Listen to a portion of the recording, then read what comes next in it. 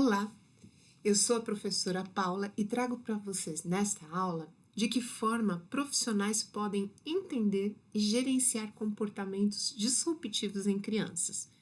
Nós vamos falar sobre 4 etapas fundamentais para ensinar novas habilidades e substituir comportamentos indesejados por alternativas mais apropriadas. O objetivo é promover um desenvolvimento saudável e melhorar de fato a qualidade da vida da criança. Fiquem comigo para conhecer estratégias para que a gente possa substituir esses comportamentos. Compreendendo a função do comportamento disruptivo. Bom, o primeiro passo que nós precisamos entender é que cada comportamento disruptivo ele vai ter uma função. Né? Não acontece do nada. A criança pensa e tem uma função. E quais são essas funções? Nós vamos ter 4 funções principais do comportamento disruptivo. Nós vamos ter que a criança quer obter um objeto tangível, algum objeto que ela viu, seja um brinquedo, uma bola, um celular, algum objeto que ela possa pegar, né, que do tamanho, né, então objeto tangível. Ela utiliza desse comportamento inadequado, desse comportamento disruptivo. Essa é uma função. A outra função é porque ela quer fugir de alguma responsabilidade ou alguma atividade que não a agrada. Então, é uma fuga de uma situação desagradável. Por quê? Ou porque tem que fazer uma atividade, uma tarefa, ou porque falou para tomar banho, é o momento de tomar banho, ou porque falou para comer algo que não gosta, enfim. Ela quer sair, ela quer fugir de uma situação que a desagrada. A outra função do comportamento, desse comportamento inadequado, disruptivo, é chamar a atenção. Né? E aí vocês vão ver que é chamar a atenção de pais, ou de profissionais, ou de professores, ou de quem quer que seja que esteja no entorno dela. E depois a quarta função do comportamento é controle. Essa criança vai querer controlar as pessoas que estão à volta dela. Por exemplo, uma criança que chora para conseguir um brinquedo, seja o brinquedo uma bola, ou como eu falei, um celular, que é tão comum, né?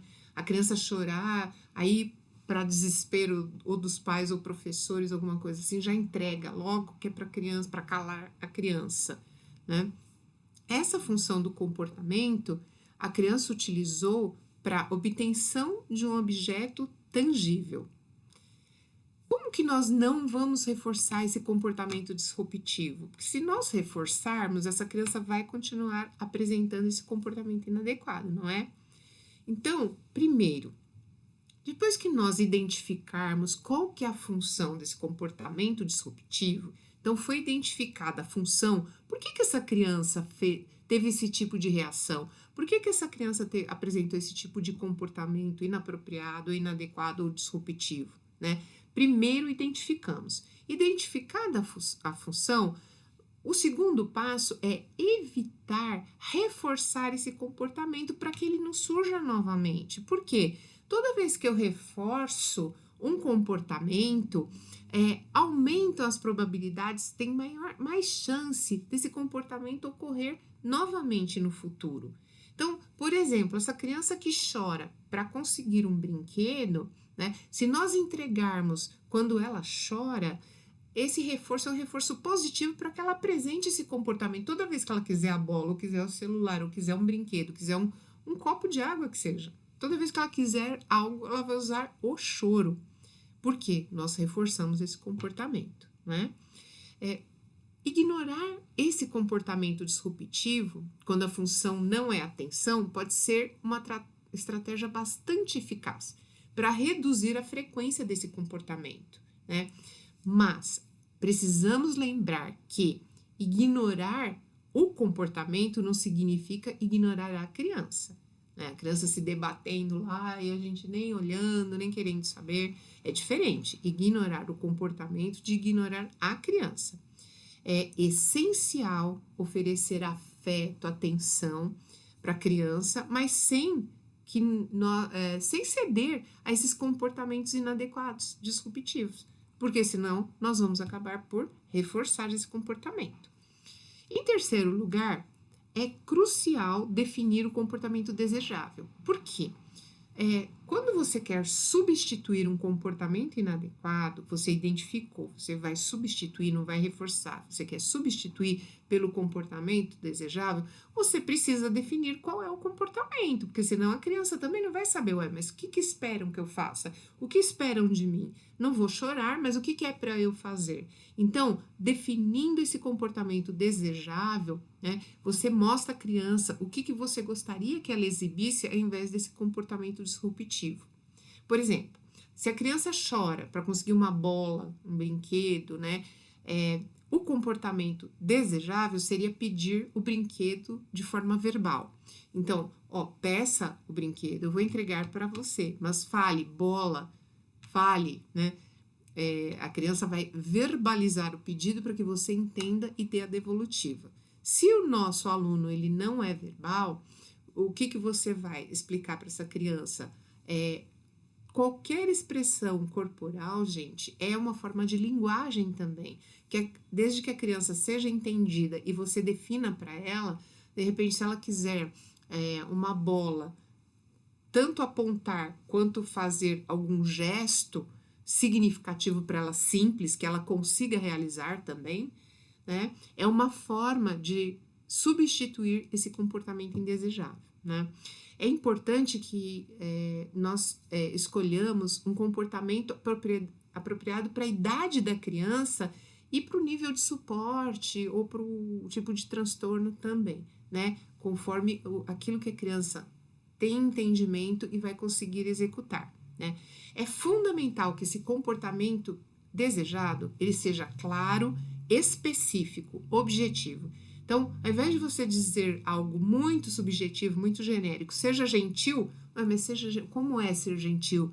Descreva, né? O que é ser gentil, como é ser gentil. É mais eficaz falar para a criança, peça o brinquedo educadamente, porque a clareza e especificidade, elas vão facilitar o aprendizado dessa criança. E como é que nós vamos ensinar a criança esse comportamento desejável, esse comportamento esperado, né? Na última etapa, né, que nós temos na aula de hoje, é ensinar o comportamento que esperamos dessa criança. E como que nós podemos fazer? Através da modelagem. O que é a modelagem? É emulação, é olhar, nós vamos demonstrar como é feito e a criança vai identificar como vai ser realizado, ela vai modelar esse nosso comportamento. E pode ser feito também através de instruções verbais, ou reforço positivo e outras técnicas de ensino também. A modelagem, então, como eu falei, nós demonstramos o comportamento para que essa criança emule, copie esse comportamento que nós desejamos. As instruções verbais, explicar de uma forma clara para essa criança qual é o comportamento que nós esperamos dela, o desejável. O reforço positivo é recompensar essa criança quando ela exibe esse comportamento desejável. Então, as recompensas podem ser tangíveis, como assim, um brinquedo, um doce, algo que ela goste, uma estrelinha, né, gente, que tenha significado para ela, é muito importante isso, tá? Que tenha significado. Ou também pode ser uma recompensa social, como um elogio ou um abraço. Tem crianças que gostam do afago, crianças que não, e nós precisamos respeitar isso. Desde que tenha significado para a criança um elogio, muito bem, olha como foi excelente a forma como você demonstrou isso, parabéns, estamos tão contentes, enfim, expresse com alegria, mesmo na sua expressão facial, que a criança perceba e entenda o seu contentamento, o contentamento do grupo, quando ela apresenta o comportamento desejável. Por quê, gente? Porque isso vai reforçar que a criança repita esse comportamento desejável no futuro também, né? Então, vamos lá, vamos relembrar as funções do comportamento, né? Um olhar mais aprofundado. Então, obtenção de um objeto tangível. A criança vai utilizar esse comportamento, grito, soco, o que for, choro, para quê? justamente para conseguir um objeto físico mesmo, um brinquedo, um alimento, algum item específico. No 2, a função do comportamento disruptivo vai ser a fuga. A criança utiliza esse comportamento disruptivo para evitar uma situação que a desagrada, uma tarefa, né, fazer a lição de casa, ir para a cama, dormir, tomar banho, interagir com outras pessoas. Na terceira função, nós temos a criança quer chamar a atenção, a função da atenção. A criança utiliza o comportamento disruptivo justamente para chamar a atenção das outras pessoas, sejam os pais, sejam os professores, sejam os próprios colegas. E a quarta função, muito importante, estar no controle. A criança utiliza esse comportamento disruptivo para quê? Para controlar o ambiente, as pessoas que estão no seu entorno e assim, para quê? Quando ela grita, os pais vão fazer o que ela quer, que ela sabe que é assim. Quais são os exemplos de comportamentos disruptivos? Quando falamos comportamentos disruptivos, que exemplos nós podemos dar? Bem, nós temos agressão física, desde um chute, né, chutinho, beliscão, ou bater com a mão, espalmar. Pode ser uma agressão verbal, se a criança for verbalizar, palavrão, alguma ofensa. A autoagressão, cuspir no chão, jogar objetos, gritar frequentemente, chorar para obter atenção, controle excessivo de objetos materiais com ela, fuga de situações sociais. É importante que nós lembremos também que cada ser é um ser único. Mesmo que tenham o mesmo transtorno, o mesmo laudo, transtorno do espectro autista, né? Tem autismo, está dentro do guarda-chuva. O que acontece, gente? Cada criança tem as suas especificidades, né? Cada ser, cada cliente, cada paciente, cada aluno, ele tem as suas especificidades. Então, o que nós precisamos? Quando nós vamos elaborar um plano individualizado, nós precisamos observar o comportamento de cada criança e a função desse comportamento para essa criança. Eu utilizo o grito para... Então, assim, cada criança tem as suas especificidades, né? E qual que é esse impacto desses comportamentos disruptivos? Esses comportamentos indesejáveis, de grande impacto na vida da criança, na vida da família, no ambiente em que eles convivem. Por quê, né? As crianças que apresentam esses comportamentos disruptivos ou inadequados ou indesejados, como queiram falar, podem ter dificuldade de aprendizagem, sim, né, de socialização e de desenvolvimento emocional. Por quê?